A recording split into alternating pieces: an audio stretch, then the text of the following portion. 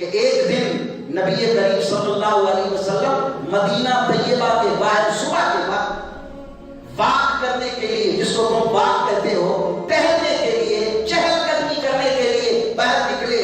کیا دیکھتے ہیں؟ یہ حدیث پاک نسیم الریاض شرح شفا میں موجود ہے. کیا دیکھتے ہیں کہ ایک ہرنی جکڑی ہوئی ہے، رسیوں کے ساتھ بندھی ہوئی ہے. سرکار اس کے پاس جاتے ہیں اور وہ ہرنی میرے آقا پر صلاۃ والسلام پڑھتی ہے. سرکار نے فرمایا کہ کیا ہوا تیرے ساتھ؟ یا رسول اللہ، مجھے ایک شکاری نے شکار کر کے یہاں باندھ دیا ہے، یہودی ہے، مزید شکار کر رہا ہے، اور میں آپ کی بارگاہ میں یہ درخواست کرتی ہوں کہ میری رسیوں کو کھول دو اور میں واپس جاتی ہوں. میرے 2 بچے ہیں جن کا گزر اوقات میرے دودھ پر ہے، میں ان کو دودھ پلا کر واپس آتی ہوں. سرکار نے یہ نہیں فرمایا کہ جب شکار جال سے نکل جاتا ہے واپس نہیں آتا، بلکہ میرے آقا کو پتا تھا جیسے انسان میری امت ہے، یہ تمام کائنات میری امت ہے، اور امتی نبی کا فرمان نہیں ہوتا.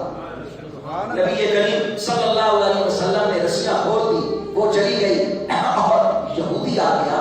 یہودی نے کہا مانا کا تم کون ہو؟ میرے آقا نے فرمایا انا محمد صلی اللہ علیہ وسلم. اور یہودی نے کہا کہ میری شکار شدہ ہرنی.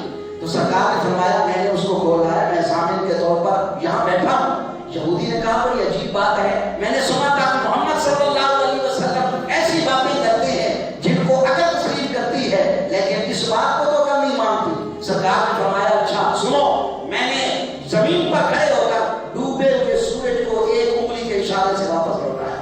میں نے کڑوے کنویں میں اپنا دعا مبارک ڈالا، وہ شہد سے بھی زیادہ میٹھا بن گیا، اور میں نے زمین پر کھڑے ہو کر اپنی انگلی کے اشارے سے چاند کے 2 ٹکڑے کر دیے. کیا ان باتوں کو عقل تسلیم کرتی ہے؟ کہنے لگا نہیں.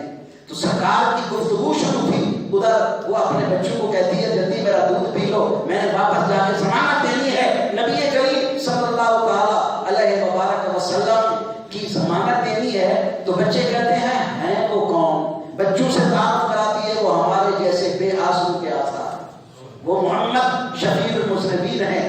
تو بچے کہتے ہیں اتنے تک ہم آپ کا دودھ نہیں پیئیں گے جب تک کہ اس کی زیارت نہیں کریں گے. اب وہ ہرنی بھی آتی ہے، 2 بچے بھی آتے ہیں. سرکار نے جب دیکھا گفتگو شروع تھی، سرکار نے فرمایا یہودی تو ایک کا انکار کر رہا تھا، دیکھو وہ 3 آ گئے. جب یہودی نے یہ دیکھا تو دیکھنے کے بعد وہ میرے آقا کے قدم مبارک پر آنسو بہاتا ہوا گر پڑا اور کہنے لگا ہے محمد صلی اللہ علیہ وسلم مجھے دائرہ اسلام میں داخل کر دو.